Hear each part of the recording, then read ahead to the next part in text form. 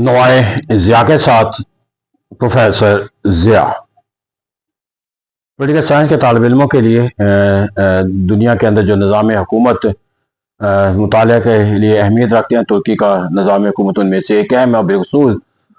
इस्लामी दुनिया के अंदर जो है वो तुर्की को जो हैसियत हासिल रही है, और जो तुर्की का जो निज़ाम अपने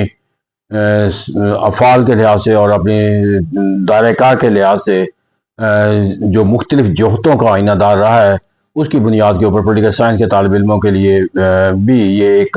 इंतहाई अहम निज़ाम हुकूमत के मुताले या कॉन्स्टिट्यूशन डेवलपमेंट या पोलिटिकल डेवलपमेंट ऑफ तुर्की के लिहाज से बड़ा मौजू अहमियत का हमल है। तुर्की के अंदर अगर हम देखें तो सल्तनत उस्मानिया के इराक के बाद जो अहद हाजिर का जो तुर्की का जो निज़ाम है, उसकी बुनियाद जो है वो हमें कमाल अतातुर्क की सूरत में नज़र आती है कि जिन्होंने 1923 के अंदर जो है वो खिलाफत का खात्मा खलीफा को इक़्तिदार से महरूम करके जो अपना एक जमहूरी निज़ाम हुकूमत का जो तस्वर दिया, उसकी तो ये कमाल अतातुर्क ने जो तुर्की की ग़ुलामी के मानी और मफ़हूम को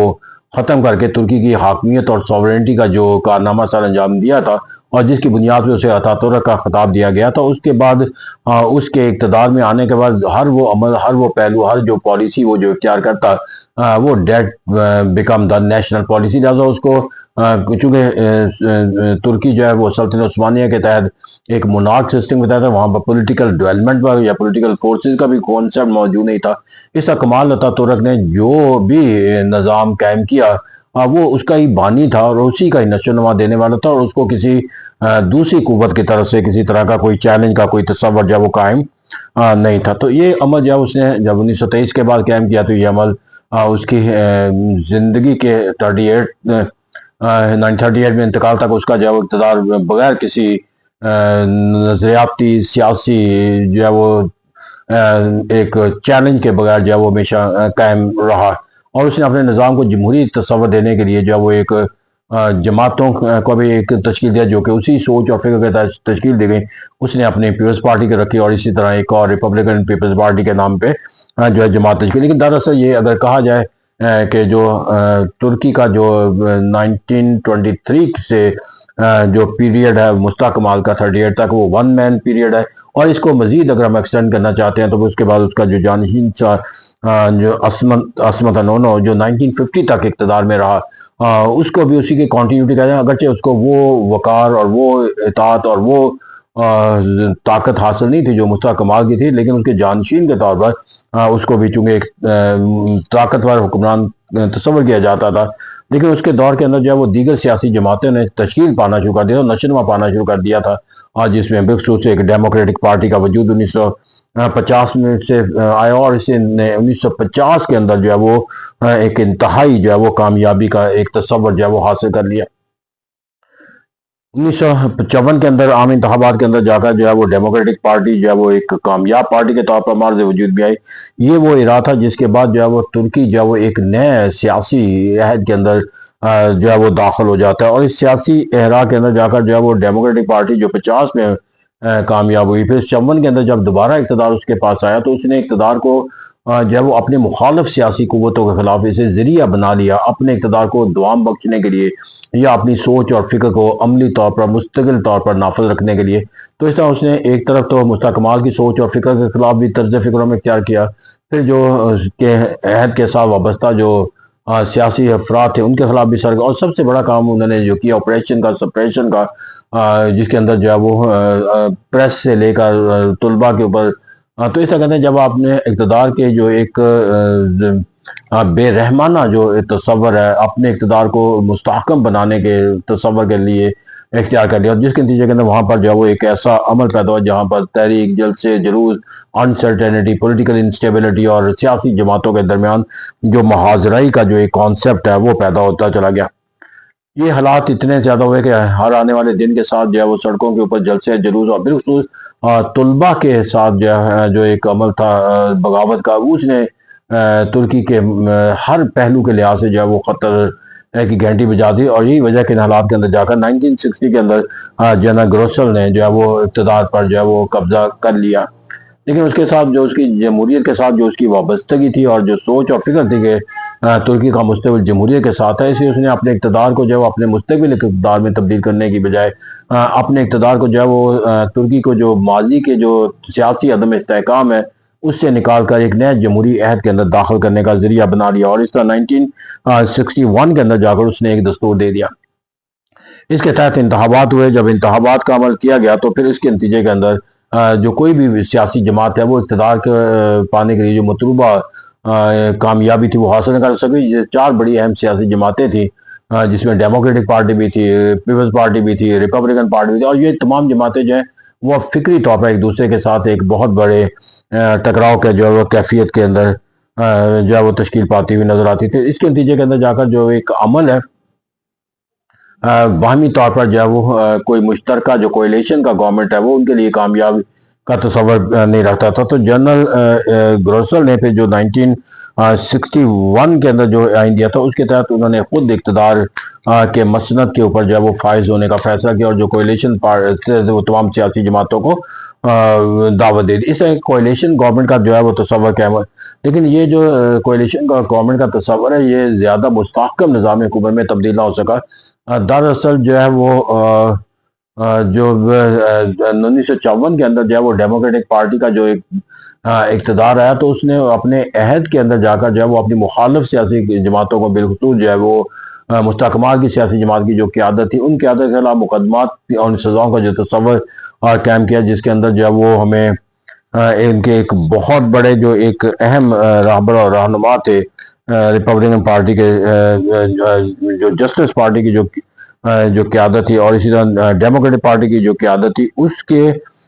جو عدنان مینڈرس صاحب کو جو ہے وہ انہیں جو ہے وہ ایک 15 لوگوں کو سزا دی گئی، لیکن ان میں جو عدنان مینڈرس تھے ان کو موت کی سزا ہوئی۔ اس طرح جو سیاست ہے وہاں پر سیاسی طور پر جو ہے وہ ایک دوسری سیاسی قوت کے خلاف جو ہے وہ قتل و غارت اور یہ پھانسی کا جو عمل اختیار کرنا ہے اس سیاسی نظام کے اندر، وہ ایک ایسا عمل تھا جو 60 کی دہائی کے اندر جا کر جو ہے وہ ترکی کی تمام سیاسی نظام کے اندر جو ہے وہ چپکلش کا، مخالفت کا، مخاصمت کا، انسرٹینٹی کا جو ہے وہ ذریعہ ثابت ہوتا چلا گیا۔ اس طرح کہتے ہیں یہاں پر جا کر ہمیں اقتدار جو ہے وہ پھر یہ حالات و واقعات جو ہے وہ ایک تشدد سرگرمیوں کا آئینہ دار بنتے چلے گئے، جہاں پر بالخصوص جو ہے وہ ایک تصور جو ہے وہ اختیار کیا جانے لگا کہ طلباء بھی آ گیا، اور پھر مختلف جو ہے وہ طبقے جو ہے حکومت کے اداروں کے اندر ہے وہ بھی سیاسی سرگرمیوں کا حصہ بنے تھا۔ پورا ملک کا نظام جو ہے وہ سیاسی عدم استحکام کا آئینہ، اور 1971 میں ایک مرتبہ پھر جو ہے وہ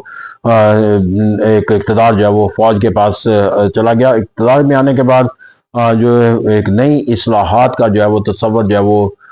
دیا گیا فوجی حکومت کے نظام کے اندر جا کر، جہاں پر انہوں نے جو ماضی کی جو سیاسی جماعتیں تھیں ان پر پابندی لگا دی، اور اس طرح ایک نیا سیاسی نظام جو ہے وہ تشکیل دیا گیا۔ لیکن بالآخر جا کر جو ہے وہ اس تمام سیاسی عدم استحکام کو ختم کرنے کے لیے 1982 کے کانسٹیٹیوشن تشکیل دیا گیا، کہ جہاں پر فوج کے جو کردار ہے اس کردار کو ایک آئینی کردار کے اندر تشکیل دے دیا گیا، جہاں پر حکومت کے اندر پالیسی بنانے کے طور پر ایک ادارے کو تشکیل دیا گیا جسے قومی دفاعی کونسل کا نام دیا گیا، جس میں فوجی اداروں کے جو سربراہ تھے وہ بھی شامل کیے گئے۔ اس طرح جو حکومت کی جو ایگزیکٹو باڈی تھی ان کے ایک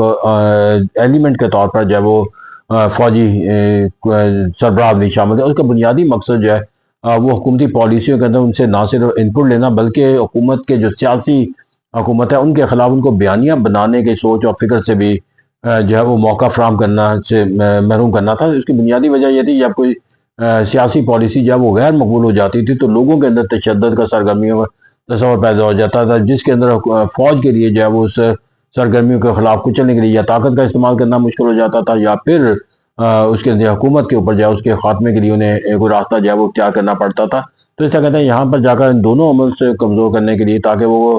جو پالیسی بنائی جائے اسے جو ہے وہ لوگوں کے اندر جو ہے وہ کسی باغیانہ طرز فکر عمل سے پیدا ہونے سے روکا جائے، کہ اسے یہ واضح پیغام دینا مقصود تھا کہ یہ پالیسی جو ہے وہ صرف سیاستدانوں کو کسی سیاسی مفادات کے آئینہ دار کی طرح نہیں بلکہ اس قومی مفادات کا آئینہ دار ہے، کیونکہ حکومت کے سیاسی قیادت ہے اس کو فوجی قیادت کی بھی جو ہے وہ پشت بنائی حاصل ہے۔ اس طرح آج کے اندر ہمیں جو موجودہ جو نظام وہاں پر نظر آتا ہے وہ دراصل اسی کوآپریشن اور کولیبریشن کے اندر نظر آتا ہے، جہاں پر 1982 کا کانسٹیٹیوشن جو ہے وہ تشکیل دیا گیا۔ اس کے بعد پھر ہمیں یہاں پر جو ایک اس کا جو موسٹ ٹرننگ پوائنٹ ہمیں نظر آتا ہے وہ اس وقت نظر آتا ہے کہ جب ترکی کے وزیر اعظم کے خلاف جو ہے وہ ایک ایسا عمل اختیار کیا گیا جہاں پر اس کی حکومت کو تبدیل کرنے کے لیے جب وہ ایک بغاوت کا ایک کانسیپٹ، لیکن وہ بغاوت جب وہ اس طرح ناکام ہو گئی کہ جب اس کے ایک پیغام کے ذریعے جب وہ لوگوں تک پیغام دیا گیا کہ حکومت جب وہ ایک جمہوری حکومت کو جب وہ خاتمے کے لیے کوئی عمل جب وہ اٹھانے کے لیے جب وہ کوشاں ہیں، تو اس کے خلاف لوگ سڑکوں پہ نکل آئے، جنہوں نے لوگوں نے خود اپنے قیادت کا جو سیاسی قیادت ہے اس کو وہ شیلڈ فراہم کی کہ جو باغیانہ عمل تھا، اور اس کو باغیانہ عمل کو بھی کہا جاتا ہے کہ فوج کا عمل دخل نہیں تھا، بلکہ فوج کے اندر جو وہ ایک بغاوت تشکیل دی گئی جو غیر ملکی عناصر کی وجہ سے یا غیر ملکی طاقتوں کی جو ہے وہ اشیر بات کی وجہ سے کہہ گئی، اور ایک طبقے تو اس طرح جب یہ باغیانہ کوشش ناکام ہو گئی تو عملی طور پر یہ ثابت ہو گیا کہ ترکی کا جو مستقبل ہے وہ سیاسی نظام حکومت کے ساتھ ہے، غیر سیاسی عمل جو ہے وہ اب یہاں پر جو ہے وہ کامیابی کا جو ہے وہ آئینہ دار نہیں بن سکتا۔ تو اس طرح کہتے ہیں یہاں پر جو ترکی کا جو فوج کا جو کردار ہے سیاسی نظام کے اندر جو ہے وہ ہمیں جہاں ایک طرف عملی مداخلت ثبوت آتا ہے، وہاں پر دوسری طرف جو ہے وہ ان کا جمہوریت کی وابستگی کا بھی تصور جو ہے وہ قائم رہتا ہے۔ اسے جب بھی مارشل لا لگایا انہوں نے اس کے بعد انہوں نے جمہوری راستہ اختیار کرنے میں کوئی زیادہ تاخیر نہیں کی۔ تو آج کا جو نظام ہے دراصل ایک کوآپریشن اور کولیبریشن ایک رول ماڈل کے طور پر کہا جاتا ہے ان ممالک کے لیے جہاں پر سیاسی قوت جو ہے وہ عدم استحکام کا شکار ہونے کے نتیجے کے اندر کسی فوجی